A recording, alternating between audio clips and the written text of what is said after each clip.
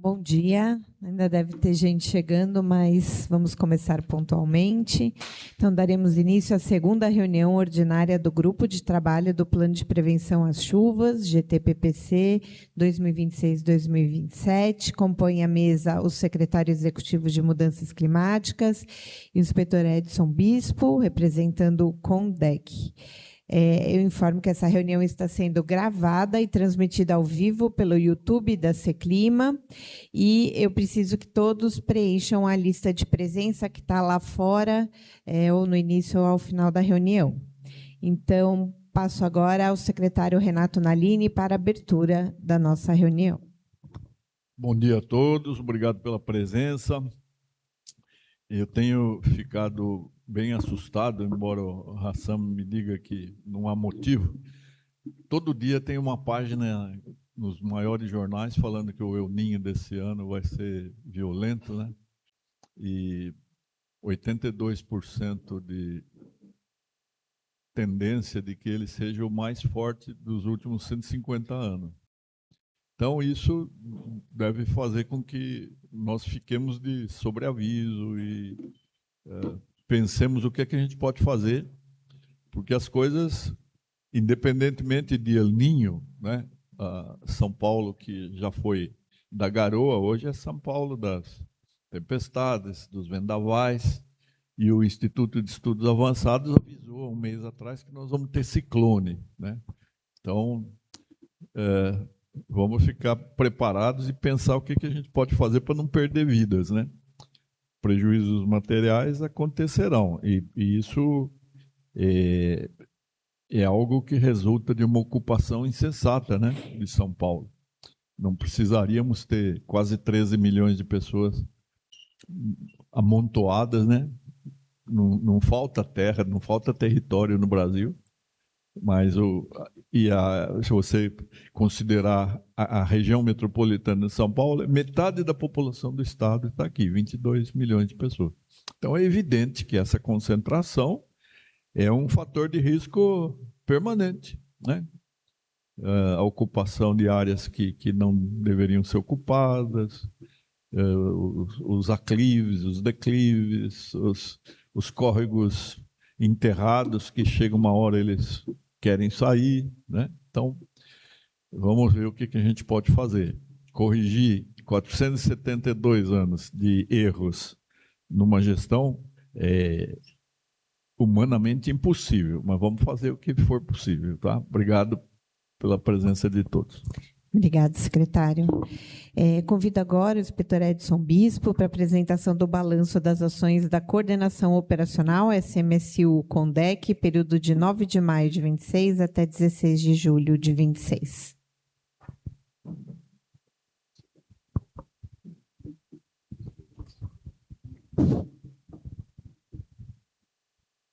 Você tem que ficar de ladinho. Aqui é diferente do outro, né? Do outro cenário.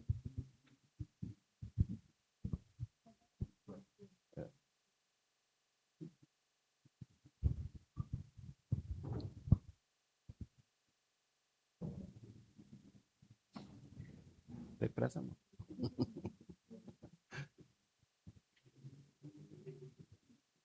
Não, tranquilo.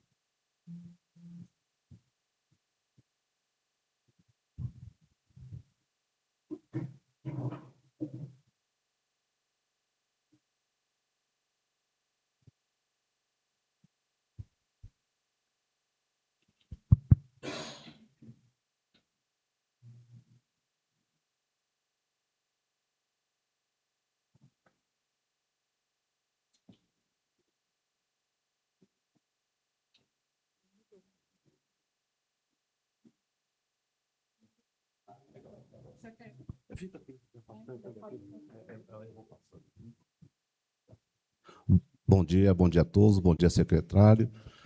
Eu vou ser bem breve, né? Porque até a tela, até para me visualizar daqui, é um pouco ruim até, né? Vou falar... Não, eu vou aqui passando. Eu vou falar sobre as ações que teve da Defesa Civil, né? Vou ser bem rapidinho. Eu só vou dar destaque, são nos últimos 3 módulos que vai ter aqui, vocês vão ficar sabendo. Bom, Aqui são o mapeamento de área de risco que nós temos aqui em São Paulo, né? Para quem não conhece ali, está bem dividido, R1, R2, R3, R4, né? Sendo o R3 e o R4 são os mais perigosos que a gente tem aqui em São Paulo, né? Pode ficar visualizando também as áreas de... São as moradias, né? São 193.573. Aí vamos para as outras áreas, que nós temos mapeamento de risco hidrológico. 794 são os setores. R3 e R4 são os maiores que nós temos ali. As moradias também na 69 mil, hidrológico. Aqui são as ocorrências são atendidas no mês de maio, né? Tem as ênfases, a gente pode ver que estão marcando no topo lá, que são os deslizamentos e os incêndios que ocorrem na maioria da parte quando tem a parte fria, né? A área fria. Aqui no mês de junho, 1.054, continuando com incêndio, desabamento, deslizamento, rachaduras. Aqui são os comparativos dos atendimentos nossos. Nós temos lá como no topo lá que são os deslizamentos, né? E a letra ficou pequena mesmo. O risco de queda de árvore, né? Esses são os comparativos do mês anterior com o mês subsequente.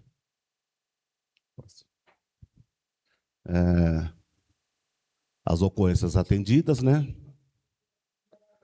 As ocorrências por natureza acumuladas de 2026, né? Que 9.015. Vamos ver.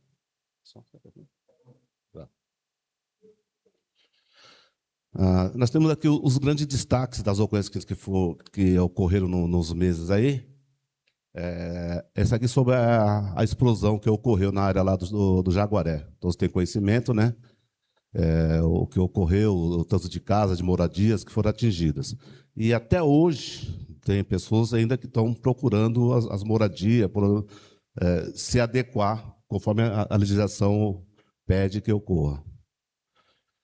Tem outro destaque também, essa ocorrência de incêndio que ocorreu na área do Paraisópolis, lá na área de Campo Limpo, né? Que foi também incêndio de grande vulto, né?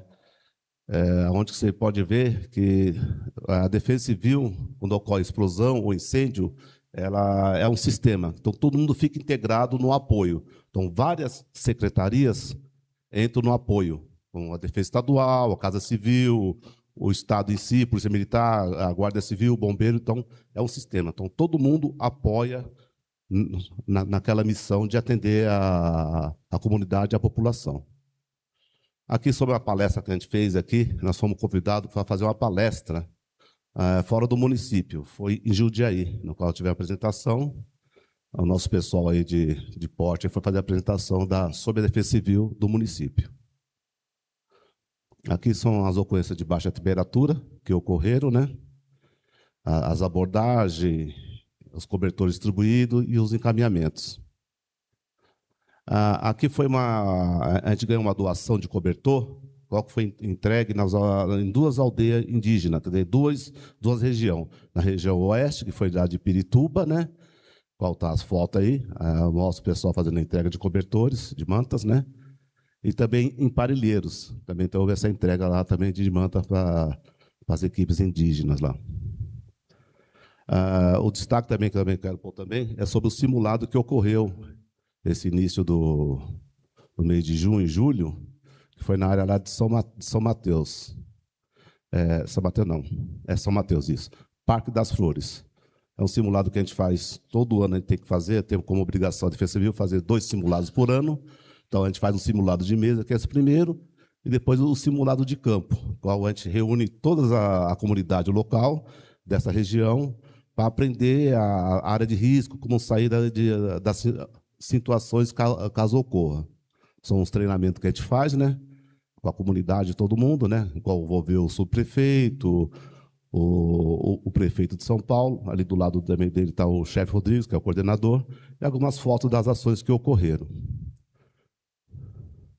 Gente, obrigado, tá? É somente.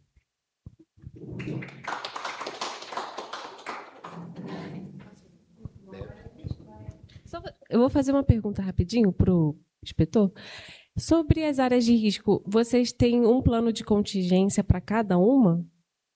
E onde elas ficam disponíveis assim para visualização? A gente fala o PROCON nosso, né, que é o plano de contingência, né? Então, cada subprefeitura, cada região que tem o PROCON, os nossos gestores têm que fazer esse PROCON a cada 2 anos. São integrado, parece que fica no GeoSampa, fica esse lá, alguma coisa dos PROCON, mas eu vou confirmar e vou passar para você. Mas se não tiver, cada subprefeitura tem o nosso gestor lá, só pedir qual o PROCON daquela região, qual que é o nível lá que ocorreu. Nós temos que fazer um PROCON a cada 2 anos. E o Ministério Público cobra isso da gente. Tem que ter esse PROCON. Obrigada. Vou convidar agora as secretarias, né, para fazer o relato da atuação no período de 9 de maio de 26 até 16 de julho. Então, eu queria primeiro convidar o Michel Rossini Pantera, do CGE. Por favor, Michel.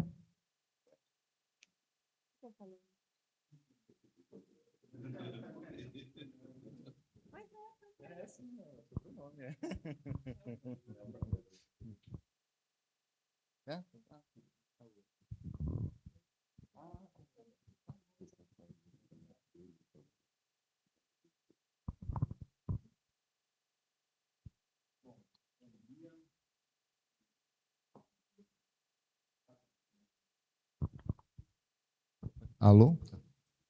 Bom dia. Agora, nesse período mais seco, né? Até a gente não tem, normalmente não temos tanta coisa para falar, né? Com relação às chuvas, né? O CGE é um período mais seco, mas no caso temos essa questão do El Niño, né? Que está levantando muitas dúvidas, e também tivemos alguma chuva atípica aí, né? Em junho, né? Então, no geral, né, o CGE trabalha já 24 horas o ano todo, né?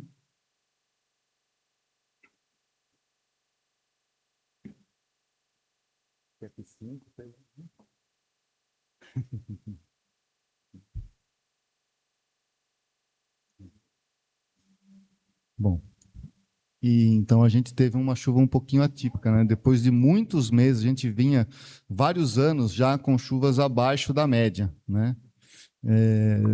Tanto no total anual, como a maior parte dos meses aí, desses últimos 4 anos, a gente vem fechando com chuva abaixo da média, né? Não é à toa que existem hoje preocupações com relação aos reservatórios, a gente está nessa situação, não só pelo, claro, como o secretário falou, pelo aumento, né, do uso da água, aumento da ocupação e tudo isso, mas também a gente vem de um período aí grande aí, com chuvas no geral abaixo da média, tá? E junho, né, veio para surpreender um pouquinho, tá? Que a gente teve praticamente mais do que o dobro de chuva esperado para junho, né?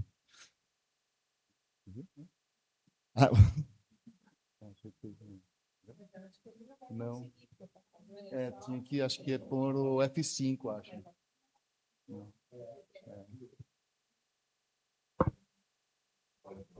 PowerPoint tinha que ser PDF?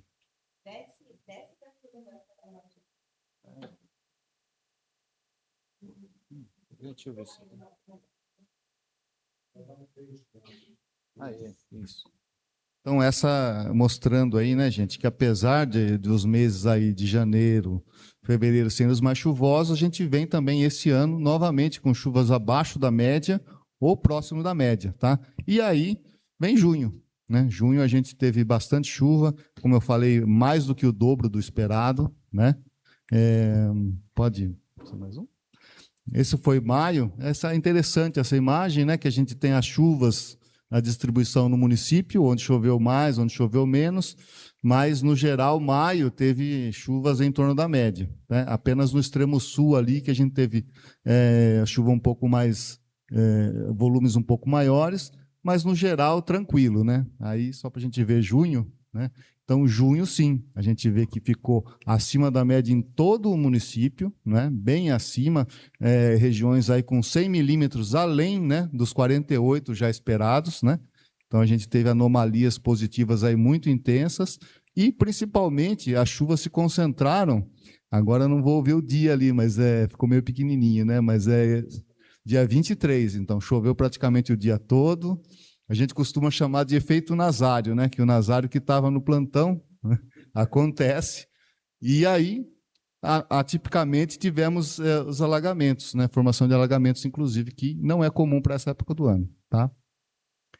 Então, no geral, para esse período aí de maio a julho, o que a gente teve foi esse evento de chuva mais intenso, a frente fria passou e ficou aí praticamente o dia todo com chuva.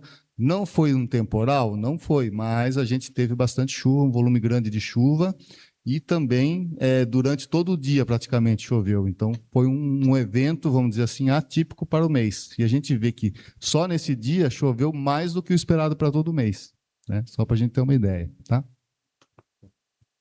E aí, vamos falar um pouquinho do El Niño, né? Que o secretário até tem essa preocupação, né? E sim, né? Todo mundo tem falado bastante, né? Como o Hassan falou, não vai ser o Armagedon, né? Não vai ser o fim do mundo, mas devemos se preocupar sim, tá? A gente tem que estar preparado porque poderemos ter eventos extremos, né? Associados com esse El Niño. Além do que ele já vinha ganhando força, a gente vê que nesses últimos dias, ou nesses próximos dias, podemos falar assim, esse alerta de vento forte para o Rio Grande do Sul é algo incomum, né? A gente tem um corredor, um jato muito forte de vento em baixos níveis, tá? Que vai trazer bastante ar quente para lá, inclusive com temperaturas bem acima aí do normal lá. Estamos no inverno, né? Não é comum que no Rio Grande do Sul, no interior, nessa época do ano, faça 32, 33 graus. Então, assim, é uma situação bastante atípica e com ventos de mais de 100 km por hora. E aqui também a gente vai ter uma condição agora de calor para a época do ano. Já estamos aí com 25, 26 graus para hoje, né? Esses próximos dias. E na semana que vem pode chegar até os 30. Então, a gente vê, quer dizer, todo mundo sempre lembra do frio e tudo mais. A gente deve ter uma semana um pouquinho atípica na semana que vem, inclusive com baixos índices de umidade. A gente deve ter uma semana aí com baixos índices de umidade, essa a gente falou, né, no PCBU ainda, essa semana, sobre esse assunto. Então, esses ventos fortes estão ali retroalimentando ainda mais a situação do El Niño lá, que vem ganhando mais força, tá? Esse praticamente a gente já apresentou no PCBU, mas só para a gente ver que todos os modelos concordam em dizer que temos 100% de chances do El Niño para os próximos meses, até o início, aí, até meados do ano que vem, né? Então, o verão, né, deve ser com essa condição de El Niño. Já estamos, né, já praticamente caracterizado, tanto as águas superficiais lá do Pacífico, quanto a circulação de ventos também já indicam a formação do El Niño, né? E ele vem ganhando bastante força. Aí na próxima a gente tem os modelos. Aqui, ó, o que os modelos estão indicando, gente. Então ali a gente, não sei se todo mundo vai conseguir enxergar, mas a gente está naquela condição ali do meio para o 1, né? Ou seja, quase chegando para cima do meio já seria a condição de El Niño, né? Do 1 para cima já moderado, né? E do 1,5, 2 já forte e muito forte. Então, alguns modelos indicam que pode chegar até 3,5, que é justamente a situação que o secretário falou, de que seria o mais forte dos últimos 150 anos, né? Não são todos os modelos que indicam isso, eles não estão, como a gente pode ver ali, não estão todos indicando a mesma coisa, situações diferentes, a gente vai de moderado, forte a muito forte, mas a maioria está dando de forte a muito forte, tá? Então, uma condição aí que associada também com a ocupação do solo aqui na cidade, com tudo aquilo que o secretário citou, é uma questão de risco a mais, né? Vamos dizer assim, aumenta essa condição de risco, tá? E, por fim, a previsão para os próximos meses aí de chuva dos principais modelos. Então, eles indicam aí chuvas, né? E temperaturas acima da média. Temperatura, em média, os modelos prevêem 1 grau acima da média, né? Condizente com a condição de El Niño, né? E as chuvas também aí de 10% a 20% acima da média, tá? Qual que é essa condição de El Niño para São Paulo? Principalmente no verão, ou durante todo o ano, ela tende a segurar as frentes frias mais no sul do país. Por isso, a gente tem evento de chuvas extremas no sul, já estamos tendo, teremos mais, provavelmente, né, até o final do ano. Então, ele reforça essa situação de segurar as frentes frias no sul do país. As frentes frias chegam lá, passam, causam chuvas e são empurradas para o oceano, né, e acabam não mudando o tempo aqui em São Paulo. Isso durante, né, o inverno. Então, a gente fica com essa massa de ar seco e quente sobre o centro-norte do país, não é? E aí a gente tem aqui problema com qualidade do ar, queimada, umidade baixa, não é? E para São Paulo, no verão, né, daí ele não influencia diretamente o volume de chuvas, mas na qualidade das chuvas. Então, como ele segura as frentes frias no sul do país, a gente fica naquela condição, às vezes, não sei se vocês já ouviram falar nos boletins, de pré-frontal, como se fosse antes da frente fria chegar. Então, bastante calor e temporais nos finais de tarde, com a chegada da brisa marítima.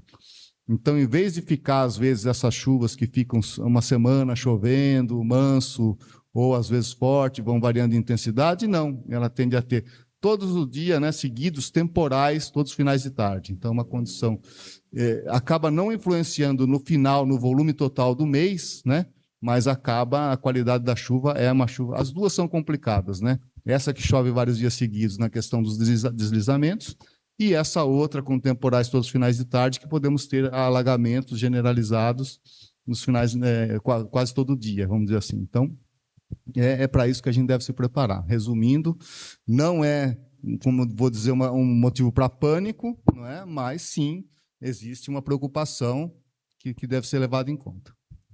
No geral, era isso. Obrigada, Michel. Eu queria só, antes de continuar, José Donizete, você representa que secretaria? CIURB. Obrigada. Então, eu convido agora o Marcelo Guidolin, da CET.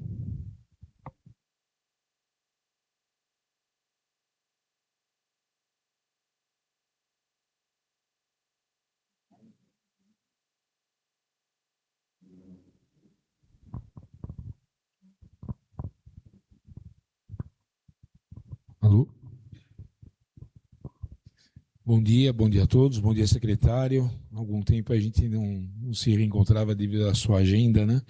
Bom dia a todos. A CT, nós fazemos sempre um comparativo deste ano para o ano anterior, tá?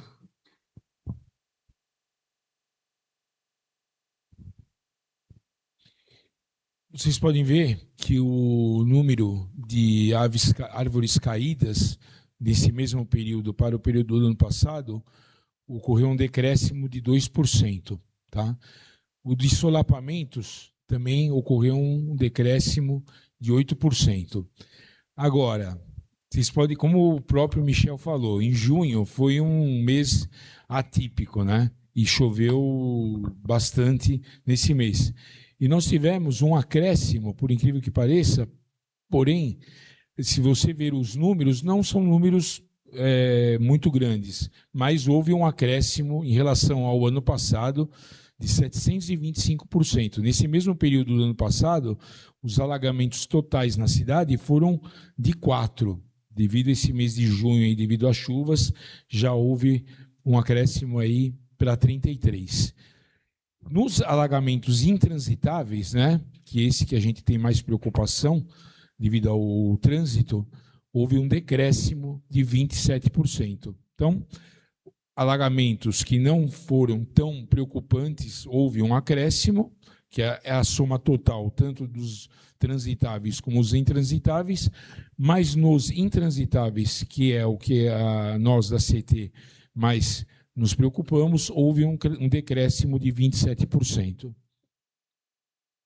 Aí é um gráfico mostrando todos os dados anteriores, né, em relação a deste ano ao ano passado, nos mesmos quesitos.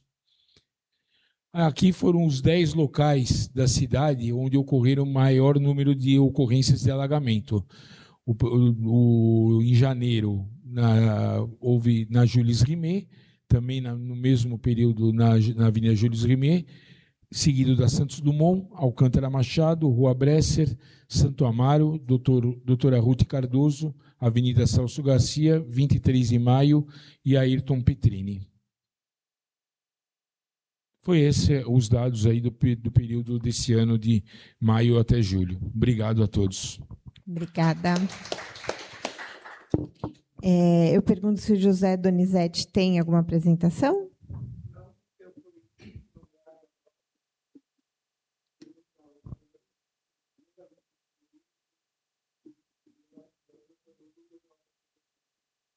Tá bom. Depois a Isabel conversa com você. Obrigada e bem-vindo.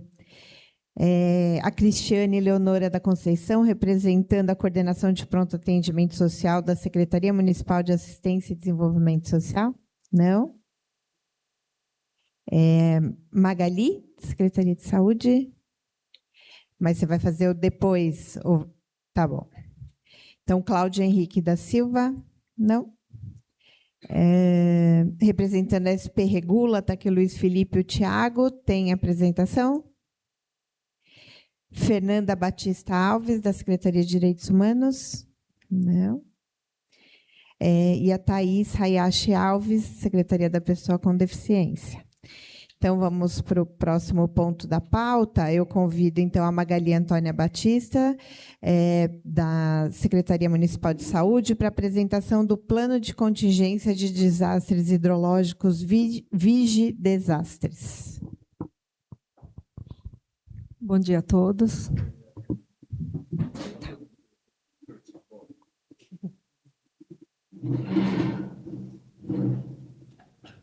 É no do meio? Bom, só para apresentar, eu participo, né, a Secretaria Municipal de Saúde participa do Plano Preventivo de Chuvas já desde 2015. Aí, só para entender como eu vou fazer a apresentação do plano, onde a gente fica, então, a Secretaria Municipal de Saúde tem 4 secretarias executivas, nós estamos na Secretaria Executiva de Atenção Básica, Especialidades e Vigilância. Tá? O sistema de vigilância municipal de saúde ele é composto pela Coordenadoria de Vigilância em Saúde, 5 divisões regionais de vigilância, que ficam nas 5 coordenadorias regionais de saúde, e nós trabalhamos com 28 unidades de vigilância em saúde. Então, quase 12 milhões de habitantes, divididos por coordenadoria regional. Então, todas as nossas ações são realizadas pelas unidades de vigilância. Então, são 28 municípios dentro de um município, né? A vigilância em saúde ela tem 5 divisões. A vigilância em saúde do trabalhador, epidemiológica, a de produtos e serviços de interesse à saúde, que é conhecido como sanitária, a de zoonoses, e a zoonose é a única que fica fora do prédio da Secretaria de Saúde, ele fica na Zona Norte, e a vigilância em saúde ambiental, que tem 2 núcleos, um de sustentabilidade, né, desenvolvimento sustentável e promoção à saúde, e o de riscos e agravos à saúde relacionados ao meio ambiente. E nesse núcleo a gente trabalha com populações expostas a produtos químicos, Vigiquim, então todos são os vigis, né? População exposta aos poluentes do ar, vigiar, aos desastres naturais e tecnológicos, ao solo contaminado, vigissolo e à qualidade da água para consumo humano. E hoje eu vou falar um pouquinho do plano, e ele está dentro do programa de vigilância em saúde ambiental relacionado à população exposta aos desastres naturais e tecnológicos. Aqui no município, os desastres naturais são os hidrológicos, mas a gente trabalha também com as altas e as baixas temperaturas, com as emergências químicas e com os incêndios em aglomerados, né? Incêndios em favelas, comunidades. E a nossa legislação, apesar dos programas, eles a gente trabalha desde que a Covisa foi implementada em 2003, em 2014 foi que a gente começou a trabalhar com o programa Vigidesastres, mas ele só foi publicado agora em 2025. O Ministério da Saúde também, ele tem desde 2001, mas o programa só foi publicado em 2022. E em 2026, né, a gente publicou o plano de contingência para desastres hidrológicos. Aí eu vou falar um pouquinho sobre esse plano. Ele foi publicado agora, no dia 22/6, né, e ele tem a portaria 360, que foi a que a gente passou. Eu não vou ficar falando muito em cima, então esse plano está no nosso site, então eu vou falar só mais resumidamente, tá? Então, o porquê foi feito, né? O plano ele foi feito por conta das chuvas intensas que causam alagamentos, enchentes, inundações e deixam a população de São Paulo expostas. Então, a Vigilância em Saúde ela coordena um conjunto de ações nas nossas 5 divisões, né, que são as zoonose, sanitária, epidemiológica, saúde do trabalhador. E, para coordenar esse plano, foi feito o plano de contingência. Então, o documento ele estabelece diretriz para a atuação da vigilância em saúde diante dos desastres hidrológicos, com o objetivo de reduzir os impactos à saúde da população. E aí, por que a gente começou? Então, todo mundo aprende com os erros, né, erros e acertos. Então, em 2024, teve o alagamento, as enchentes do Rio Grande do Sul. Com isso, a necessidade de se produzir material para se trabalhar com um guia para poder fazer esses planos de contingência. Então, o Rio Grande do Sul foi feito o plano de contingência deles, então o Ministério resolveu fazer um guia para que todos os municípios fizessem os seus planos de contingência. Então, em cima do plano, do guia do Ministério da Saúde, a gente elaborou o nosso plano de contingência. Para a gente foi mais fácil, porque nós já atuamos no plano preventivo de chuvas. Então, é por isso que eu falei, eu não vou ficar falando tanto em cima, porque a atuação da saúde no PPC é o que está nesse plano. Então, são todas as nossas ações dentro do plano de chuvas. Tá? Então, o objetivo do plano foi instituir documento normativo para subsidiar as ações da vigilância em saúde nos desastres hidrológicos, né? Então, orientar a atuação da vigilância, definir procedimentos de respostas às emergências, garantir acompanhamento à população afetada e a integração entre os órgãos públicos, né?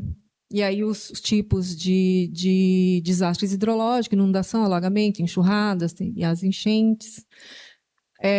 O estado de criticidade é o que está na portaria, né, do PPC.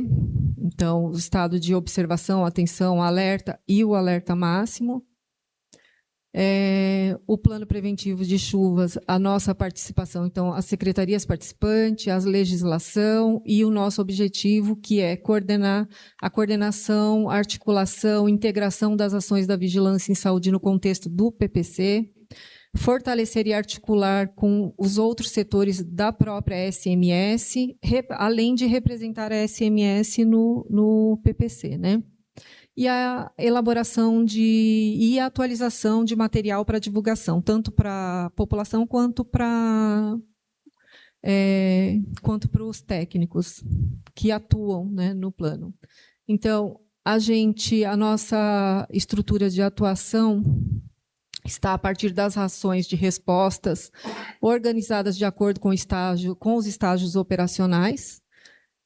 Então, as ações de preparação estão dentro do estado de observação, as nossas ações de rotina estão no estágio de atenção, as de respostas no de alerta, e o estado de criticidade, que é o alerta máximo, ele vai depender da intensidade, da magnitude do evento. Então, sempre que a gente entra no estado de alerta, são onde as nossas ações de saúde são realizadas. Então, no estado de alerta, nós acionamos as nossas unidades de vigilância. Então, a Devisan, que é a Vigilância em Saúde Ambiental, encaminha para a UVS, né, por meio do programa. E a gente analisa se o evento é de interesse de saúde pública. como que a gente analisa isso? Verificando o local, o estado, se realmente houve o evento e se tem população exposta. Então, é feita uma averiguação in loco, que é isso, a unidade de vigilância ela vai até o local e ela vai verificar se o que é o local, se é uma comunidade, se é um aglomerado, vai verificar a vulnerabilidade do local, verificar a extensão desse alagamento, dessa enxurrada, se teve desalojados, desabrigados, se teve feridos, óbitos, se foram encaminhados para algum serviço de saúde. Vão verificar se equipamentos foram atingidos, como o próprio equipamento de saúde, educação, se a energia foi afetada, gás, a rede de saneamento, né? Se tem no local, se teve resíduo sólido, como lama, isso tudo para verificar a exposição. Tá? Se tem necessidade de materiais, insumos, isso para os equipamentos de saúde, né? Se teve necessidade, a gente tem que solicitar que a secretaria reabasteça. E caso isso não acontece no município de São Paulo, mas caso aconteça num evento extremo, né, que precise de insumos, o Ministério da Saúde ele está preparado para encaminhar esses insumos. Então, tem um kit que chama Kit Desastres, que é federal, que é do Ministério. O programa Vigi Desastres faz a solicitação para o Estado, que faz a solicitação para o Ministério, e são 250 quilos de insumos para cada kit. Então, a gente, aqui no município, na capital, nunca precisou. A Secretaria de Saúde, a Prefeitura consegue suprir, né, todas as necessidades, mas caso necessite, como outros municípios, outros estados, sempre eles acabam solicitando, como São Sebastião precisou. Tá? As principais doenças, por que a gente sempre fala nelas? Porque, na verdade, mesmo quando acontece um evento, essas doenças elas vão ter que ficar sendo monitoradas durante um tempo, principalmente a leptospirose. Porque a leptospirose tem o contato com a água da enchente, mas 30 dias após ainda pode acontecer de aparecer sinais e sintomas da doença. Então, essas pessoas elas têm que ser monitoradas pelo sistema de saúde. Tá? Então, doenças diarreicas, a gente tem um setor que só acompanha essas doenças, hepatite A, tétano, arboviroses, problemas respiratórios e os transtornos psicológicos. Esses são monitorados como? Quando a unidade vai até a região, além de verificar se houve munícipes afetados, ela também vai verificar com a liderança local para verificar. Às vezes as pessoas não falam, mas pode haver alguma família que precise também de algum tipo de atendimento. E o Centro de Operações Emergenciais. No plano do Ministério da Saúde, o COI, quando tem um evento extremo, o COI tem que ser acionado, que é o Centro de Operações de Emergências. Ele pode ser estabelecido de acordo com a gravidade ou a situação. É uma estrutura organizacional temporária criada para coordenar e gerenciar as respostas às situações de emergências com as funções de monitoramento contínuo da situação, comunicação eficaz, alocação de recursos, implementação de estratégias e resposta.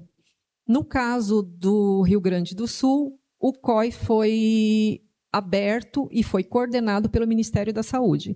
Então, ele pode ser aberto pelo Ministério da Saúde, como pelo secretário de Saúde, pela Prefeitura, e aí tem um fluxo, né, de decisão para notificação dos desastres, tanto de notificação quanto para a implementação do COI. O COI, que é esse centro, nós não tivemos necessidade de montar aqui, ainda bem, mas caso precise, a gente fica com um acesso direto com o Ministério da Saúde. Então, eles podem vir para cá, montar, e as pessoas, e aí vão chamando quem tem que participar. Ou a gente pode participar de alguma sala de situação em conjunto com a prefeitura. Isso é decidido entre o grupo mesmo, o grupo que participa. E aí poderia ser o próprio plano preventivo de chuva, né? O próprio PPC. Tá? Então, esse é um fluxograma de desastres hidrológicos que a gente colocou, está no nosso plano. O final, sempre que se monta um COI, ele não pode ser essa sala, como se fosse uma sala de situação, ela não pode ser desmontada rapidamente, ela vai sendo desmontada aos poucos, e depois desse desmonte, tem uma oficina para aprender, né, para saber de tudo que aconteceu, quais foram as lições aprendidas e o que a gente pode fazer para um próximo, que é isso que aconteceu principalmente no Rio Grande do Sul. Então, foi feito o COI. Tem um vídeo do Ministério da Saúde, se alguém quiser assistir, que é sobre a implantação do COI, quem participou, as áreas afetadas e todos o aprendizado para até se chegar nos planos de contingência, que é para coordenar essas estruturas. Bom, é isso. Esse é um folder do plano de chuva mesmo, que os técnicos, né, das unidades de vigilância, quando vão ao local, eles levam e acabam dando as instruções em cima desse orientativo. É isso, gente. Esse é o nosso plano. Obrigada. Obrigada, Magali. Eu vou convidar agora a Isabel Camargo para falar pela Seclima. Chegou mais alguém nesse meio tempo? Não, né?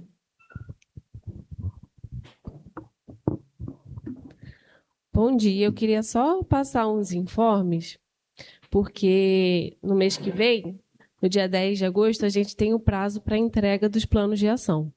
E aí é muito importante que esse prazo não seja extrapolado.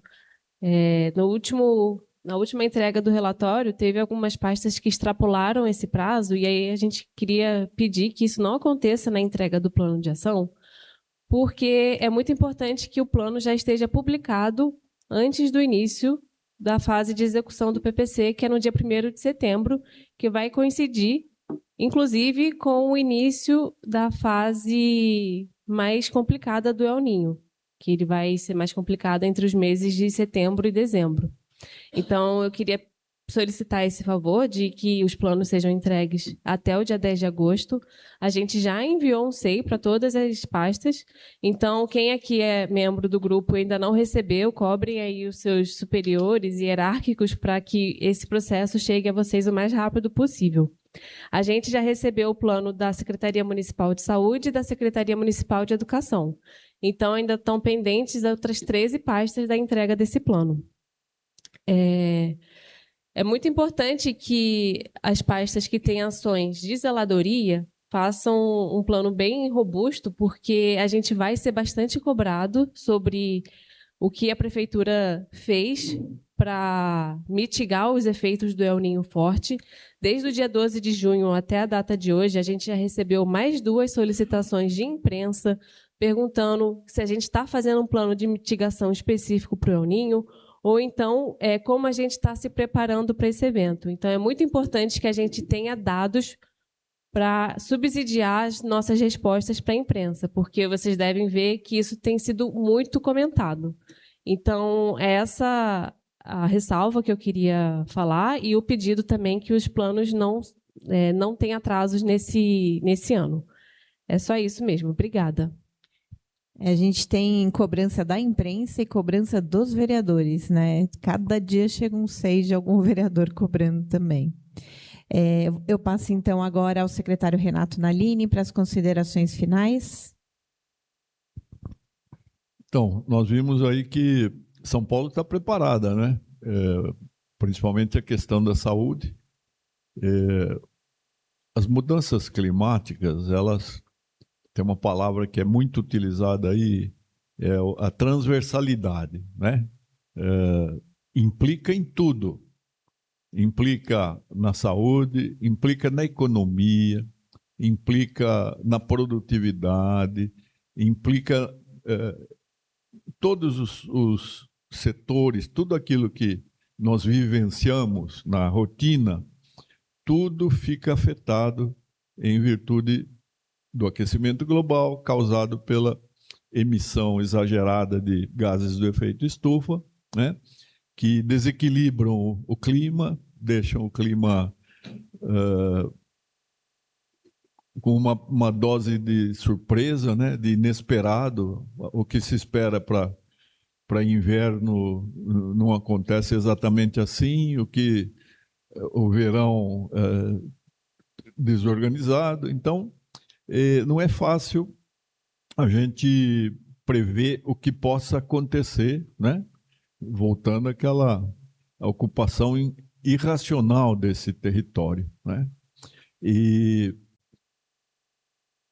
a preocupação do prefeito Ricardo Nunes com a Seclima não é uma questão ecológica, ambiental, é uma questão de proteger as pessoas, né? De proteger a vida, a incolumidade física, o bem-estar psicológico. Então, é muito difícil nós evitarmos, né? Nós temos que trabalhar com a adaptação possível. A fase de mitigação já passou, nós perdemos o prazo, né? Eu digo isso à humanidade em geral, né?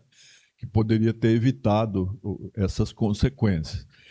Os cientistas, durante décadas, alertaram, mas com muita prudência, com muita timidez, né? Eles não queriam também trazer o pânico, o catastrofismo. E agora é a hora que a natureza está falando. E a gente sabe que ela está muito ressentida com a humanidade, né? Não, eu sempre repito, a Luciana deve estar cansada de ouvir, não é o planeta que está correndo risco. O planeta vai continuar a existir.